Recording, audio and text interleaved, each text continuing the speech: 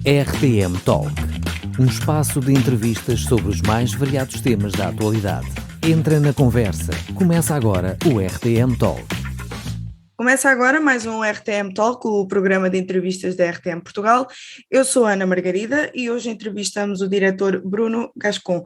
O Bruno, que é realizador da longa-metragem Sombra, que conta a história verídica de uma mãe em busca do seu filho desaparecido. Inclusive, a história é esta bastante conhecida no nosso país. Olá, Bruno, muito bem-vindo. Muito obrigado, é um prazer estar aqui convosco. O prazer é nosso. Para mim, é um prazer.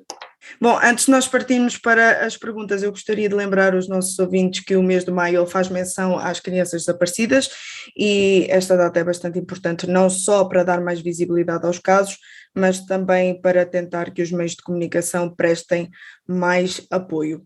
Sendo assim, indo já direto ao filme Sombra, que dá voz às famílias que passam por isso.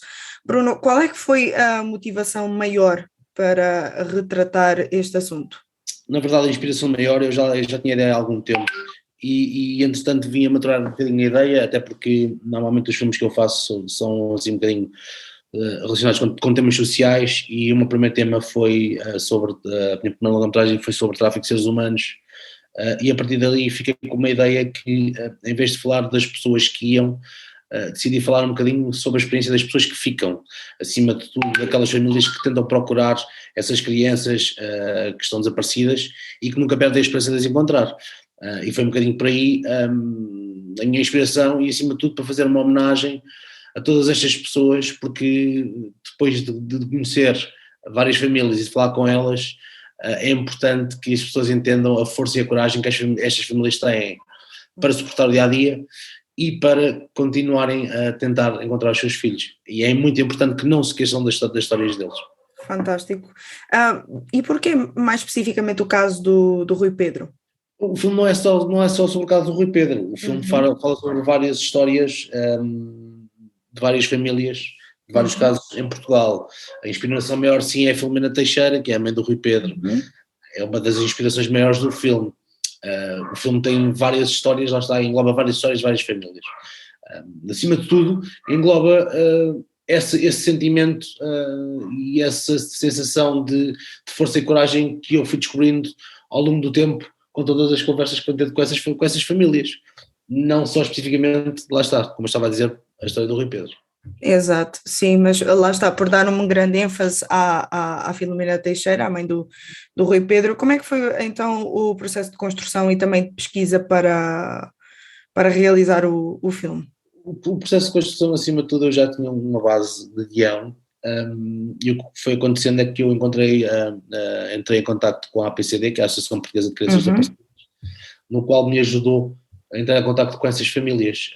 Depois disso tive então encontros com várias dessas famílias, do qual foram da maneira mais humildemente possível, me foram contando todas essas histórias e do qual posso dizer que mudou um bocadinho a minha forma de estar e a minha forma de pensar na vida, até porque eu já disse isto em algumas entrevistas que dei acerca do filme, mas posso dizê-lo novamente, que isto acaba por se tornar um filme mais pessoal, porque eu acabei por construir uma relação de amizade, acima de tudo de amizade e de amor por essas pessoas, tornei-me amigo íntimo dessas pessoas e não queria defraudá-las de maneira alguma, portanto acima de tudo o que eu quis mais fazer foi ter o máximo respeito por a história deles e para que a história fosse contada de uma forma que fosse o mais realista possível e o mais honrada para eles.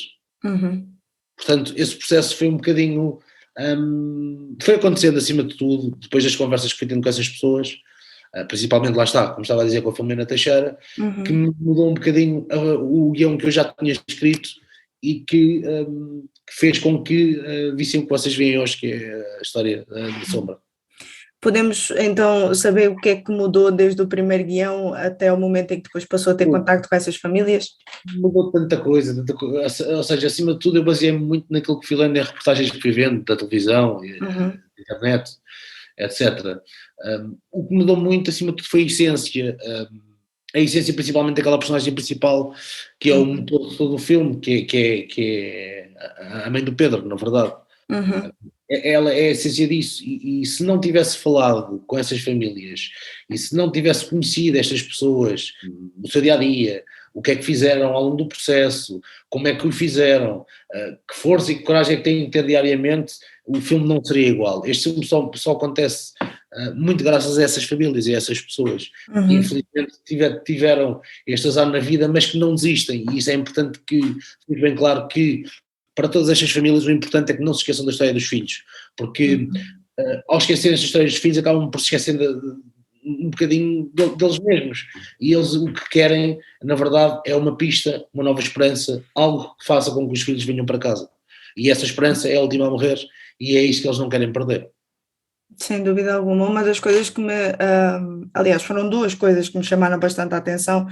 A primeira foi o facto em que nós vemos a cena em que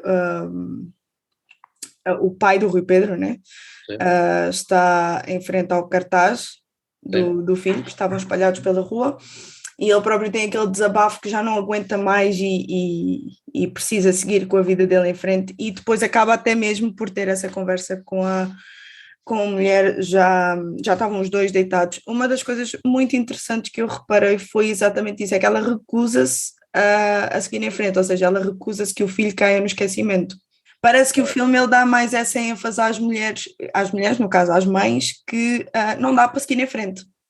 Não é só as mães, todos nós temos pessoas que gostamos, e acima de tudo o que eu tento sempre meter nos meus filmes é um bocadinho tentar colocar o espectador nos pés daquelas personagens. O que é que nós faríamos naquele caso? Desistiríamos? Continuaríamos em frente? E eu, lá está, por causa de todas as conversas que fui tendo com essas pessoas, existe nessa família em específico do filme, existe uma coisa que é um balanço, que é para a mãe continuar a sofrer e procurar, existe alguém que tem que criar um outro balanço por trás, tem que continuar a trabalhar, até porque tem uma outra filha no filme, lá está. Tem uma outra filha do qual precisa de crescer e de se tornar uma criança saudável, um adolescente saudável, etc. Portanto, existe esse balanço, e essa personagem está lá para demonstrar que muitas vezes é importante, para que alguém que continua a lutar e a ter essa experiência e essa força, tem que existir alguém por trás que vá, neste caso, suportando tudo o resto. E foi um bocadinho essa a ideia que eu quis passar, que foi aquilo que eu fui ouvindo de muitas famílias, que é a dor está lá, a esperança está lá, mas muitas vezes tem que existir este enquadramento familiar, e não existindo este enquadramento familiar torna-se ainda mais difícil de as pessoas continuarem a tentar lutar, porque imaginemos que ela era uma mãe solteira, por exemplo. Exato. No filme, seria muito mais difícil para ela continuar a procurar o filho ao longo de tantos anos. E foi isso que eu quis demonstrar, que é importante essa união familiar, para não só para a criança, neste caso, continuar a crescer, mas também para continuarem a tentar encontrar o filho de todas e quaisquer maneiras. Muito bem, e por falar até nisso, outro aspecto também que me impactou bastante foi que chega a uma determinada altura em que se vê nitidamente o que é que uma mãe teria, até que ponto uma mãe teria que mergulhar, ou no caso até vou pôr os dois, né? Os pais teriam que mergulhar. Sim. Para poder encontrar o filho, e é aí que aparece essa cena que ela acaba por ver casos de pedofilia mesmo na internet, e tanto que depois é o que acaba até por dar nome ao filme. E isso impactou-me bastante, foi o ponto em que se submetem, porque no fundo continuam na busca de ter o seu menino de volta. Certo, o filme, na verdade, o nome do filme tem um duplo sentido. Não tem só sentido o facto dessa rede de pedofilia, lá está, que é vista no filme, em que é, na verdade, o nome da password em que eles conseguem entrar. O filme tem duplo sentido. O filme chama-se Sombra também porque a personagem principal é a luz de todo o filme. Ela caminha entre as sombras, na verdade. Aquilo, no dia-a-dia daquela personagem é uma sombra. E ela, sendo a luz, e daí lá está, ela vestiu-se também por amarelo. De amarelo, sim. Porque ela é a luz, e é ela que transmite a luz ao longo do filme, e é ela que vai transmitir essa luz e essa esperança do início ao fim, daí o filme chamar-se Sombra, ou seja, tem esse duplo sentido, na verdade. Ok, e bom, uma coisa que a gente também não pode deixar de falar é da prestação da Ana Moreira. Eu creio que também estava lá na escolha dos atores, certo? Sim, fui eu que fiz o casting, fui eu que fiz os atores. Muito bem. Já que a sua principal função era mostrar muita realidade, que fosse o mais real possível, quais é que foram os critérios principais na escolha dos atores? Bem, acima de tudo, o principal critério é, lá está, como a minha tendência muitas vezes é falar sobre temas sociais e problemas sociais, acima de tudo têm que ser atores que tenham uma sensibilidade grande para perceberem o que é que estamos a tentar retratar e que tipo de história é que estamos a tentar contar. Ou seja, os atores têm que ter essa sensibilidade porque são temas tão sensíveis que, de certa forma, eles são obrigados a mergulhar em personagens e em problemas extremamente estruturantes e fraturantes da sociedade. Portanto, o que eu tento sempre procurar é esse tipo de pessoas com essa sensibilidade, para que, quando nós estamos num set de rodagem, quando estamos em gravações, que eles queiram dar o melhor de si para o projeto e para o filme. No caso da Ana Moreira, acima de tudo o que eu pretendia era alguém que tivesse um ar frágil e sensível, mas que conseguisse transmitir essa força extrema que é essa força e essa energia extrema desse dia-a-dia em busca do seu filho, até porque, por exemplo, no filme, o filme tem 4 fases, ou seja, tem 4 anos diferentes e 4 fases diferentes, em que ela passa de um estado de desespero eufórico para um estado de depressão profunda, para um estado de esperança novamente e assim sucessivamente, ou seja, tinha que ser alguém que conseguisse transmitir isso e que fisicamente também utilizasse a fragilidade que tem, porque a Ana Moreira é pequenina e é muito magra, conseguisse transmitir essa sensibilidade sem perder a força. Daí a escolha da Ana Moreira, para além dela, lá está, ser uma excelente atriz e ter uma sensibilidade enorme para fazer este tipo de temas. Muito bem. Nós chegámos também a ver que a longa-metragem ela foi destaque em vários festivais, nomeadamente também na China, Polónia, Barcelona, e que também teve em pré-seleção para a candidata a representar Portugal nos Oscars deste ano. Tendo em conta aquilo que já venho aqui falando consigo, penso que foi bom o reconhecimento, mas não foi esse o principal motivo, pois não? Ou seja, não. É bom, mas... É sempre bom ser reconhecido. Esse reconhecimento é sempre ótimo, principalmente sempre que nós vamos lá fora, ou sempre que eu vou lá fora com um filme. Tem sempre o reconhecimento do público, em que no final as pessoas vêm sempre falar comigo e vão sempre tirando dúvidas e fazendo muitas questões. Lá está, porque são problemas que existem na sociedade e muitas vezes tem a tendência das pessoas quererem fechar os olhos.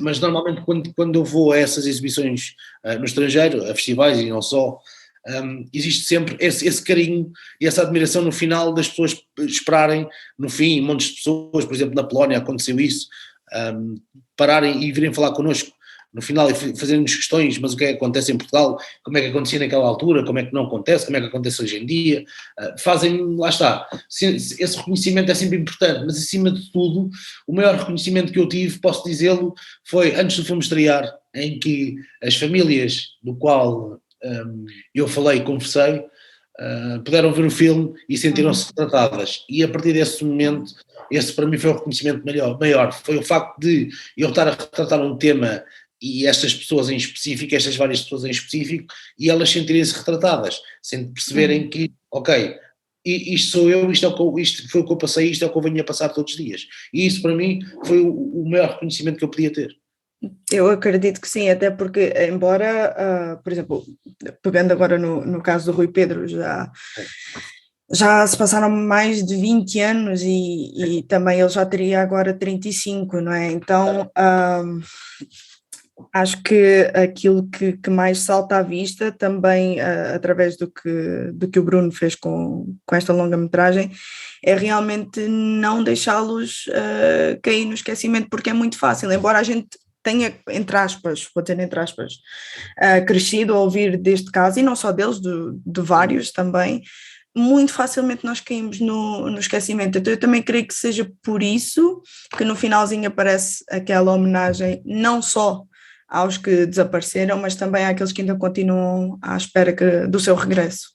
Sim, exatamente, e lá está, por isso mesmo é que está lá no final essa fotografia e esses nomes todos, é para que essas histórias não caiam no esquecimento. Eu quando comecei a fazer a pesquisa para este tema e a pesquisa para o filme, tentei ir à procura onde é que estavam estas caras, onde é que estavam estas pessoas, e fui descobrir que, por exemplo, no site da Polícia Judiciária estes nomes estavam muito escondidos, ou seja, não estavam à vista de toda a gente. E é importante, se existe um desaparecimento de uma criança, é importante, acima de tudo, que as pessoas se vão recordando das caras, porque lá está, e bem, ao fim de uma semana é tudo muito engraçado enquanto alguém está desaparecido ou uma criança está desaparecida, a partir dali as pessoas começam a ficar sozinhas, e é esse esquecimento que não pode acontecer, e é isso que essas famílias e esses pais não querem, é que se esqueçam disso, porque acima de tudo é importante que se continue a lembrar, para que isto não aconteça, uma forma de algum dia alguém se lembrar e ver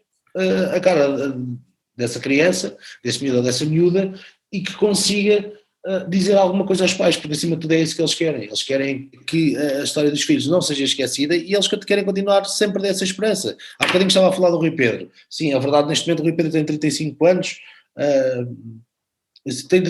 no entanto, a família do Rui Pedro, a Filomena Teixeira e o resto da família, continuam todos os dias à espera que ele regresse, e é importante que essa esperança não morra, porque caso contrário deixa de haver se calhar uma motivação, e essa motivação, tirar isso às pessoas, deixa de ter uma motivação de vida, portanto é importante que as pessoas, não só no dia do desaparecimento das crianças, se lembrem das crianças, mas em todos os outros, deviam existir mais mecanismos e mais formas de fazer com que seja mais eficaz encontrar estas crianças. Acho que ainda temos um longo caminho a percorrer para o fazer. Nos Estados Unidos existe uma coisa que é chamada o Amber Alert, que foi criada através de uma criança que era Amber, que desapareceu, e em que, por exemplo, a partir do momento em que desaparece uma criança nos Estados Unidos, automaticamente todos os operadores de telemóveis, de multibancos, todos eles daquela área recebem uma fotografia dessa criança, a idade da criança, como é que ela estava vestida quando desapareceu. Portanto, acho que isto é importante nós, quando começarmos a pensar neste tipo de temas, e sempre que eu falo sobre estas coisas, existe sempre uma tendência das pessoas dizerem isto não acontece cá, ou não acontece em Portugal porque é um país calmo. A verdade é que durante a pandemia houve mais de 1000 crianças que desapareceram. Portanto, entre raptos parentais, etc., de pais e etc., mas houve esse número. Portanto, é uma coisa que acontece em Portugal, e é importante que, se nós enquanto sociedade queremos crescer para uma forma mais evolutiva e para uma forma mais igualitária e igualitária para toda a gente, é importante que se comece a falar nestes temas para evoluirmos enquanto pessoas e enquanto sociedade, porque ao olhar para o lado e não falar destas coisas, porque lá está, porque são temas pesados, ou porque prefiro não pensar nisso e ficar aqui descansado da minha vidinha porque é melhor, não vai fazer com que os problemas desapareçam, e qualquer dia pode nos acontecer a nós, e quando nos acontecer a nós, se calhar aí nós vamos pensar que devíamos ter falado sobre isso, e devíamos ter pensado sobre isso, e devíamos, enquanto sociedade civil, de arranjar mecanismos para que isto não aconteça. Sem dúvida alguma, eu não poderia concordar mais. Sem dúvida alguma. Aliás, eu penso que um dos nossos grandes males aqui seja quando passa ali aquela fase de euforia, vamos dizer assim, a tendência é colocar debaixo do tapete. É sempre, a tendência é sempre colocar debaixo do tapete. Eu vou dar um exemplo. Mesmo quando eu falei na minha primeira longa-metragem, para seres humanos, a tendência das pessoas é não querer falar sobre isso. Aqui em Portugal não existe tráfico de seres humanos. Claro que existe. E então, cada vez mais existe o facto da escravatura moderna, por exemplo, em que as pessoas são muitas vezes sujeitadas a trabalho laboral. Essa escravatura laboral acontece e acontecia muito em Portugal, principalmente depois da crise de 2009, estava a acontecer muitas vezes ao nosso lado e nós não fazíamos nada.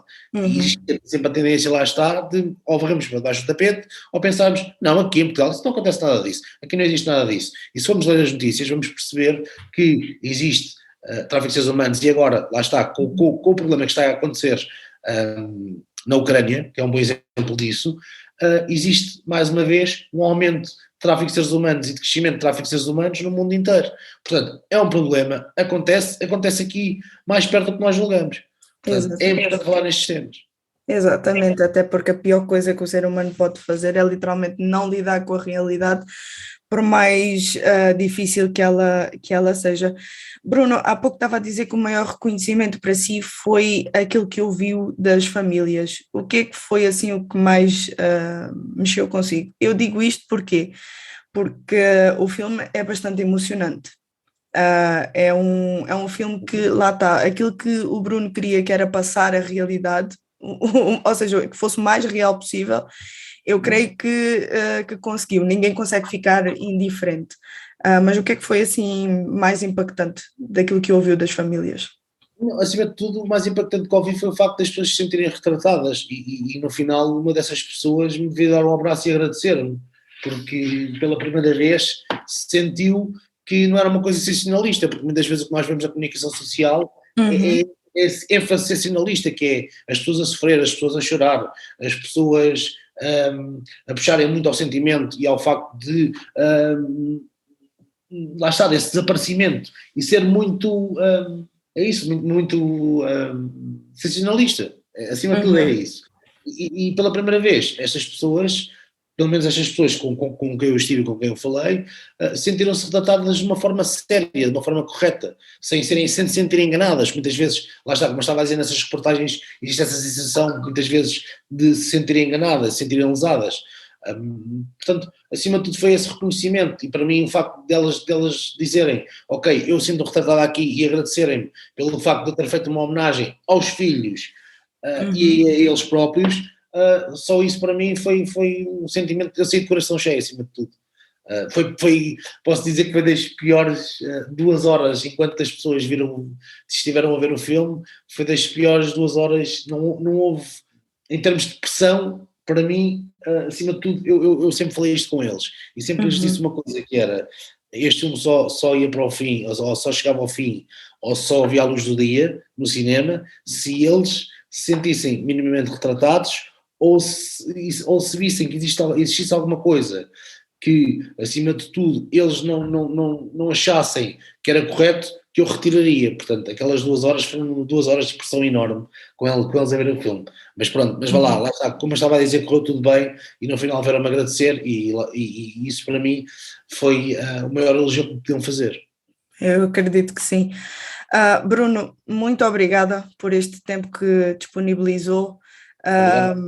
É até complicado ter assim o tempo contabilizado, mas para já também queria agradecer-lhe pela sua humanidade, porque parece já muito estranho hoje em dia dizer-se uma coisa destas, mas é uma realidade, e também parabenizá-lo pela a realização desta longa-metragem, não só esta, mas também a anterior, e também pela forma como conseguiu, assim, de uma maneira muito precisa, passar um pouco da realidade destas famílias, e sem dúvida alguma é um filme emocionante, sim, é forte, sim, mas acho que está bem conseguido na maneira de nos relembrar daqueles que ainda faltam regressar a casa, e para que a gente não deixe cair no esquecimento tanto estas crianças como também as suas famílias. Muito obrigada. Muito obrigado. Para os nossos ouvintes, eu deixo aqui a sugestão, não só para verem o filme, mas também para que se envolvam mais em projetos, como por exemplo a APCD, a Associação Portuguesa de Crianças Desaparecidas, onde poderão participar através de donativos, trabalhar também na prevenção e também em voluntariado. O mais importante é realmente nós não deixarmos cair no esquecimento estas crianças e os seus familiares. Eu sou Ana Margarida e este foi mais um RTM Talk, o programa de entrevistas da RTM Portugal. RTM Talk, um espaço de entrevistas sobre os mais variados temas da atualidade, na emissão online e nas principais plataformas digitais.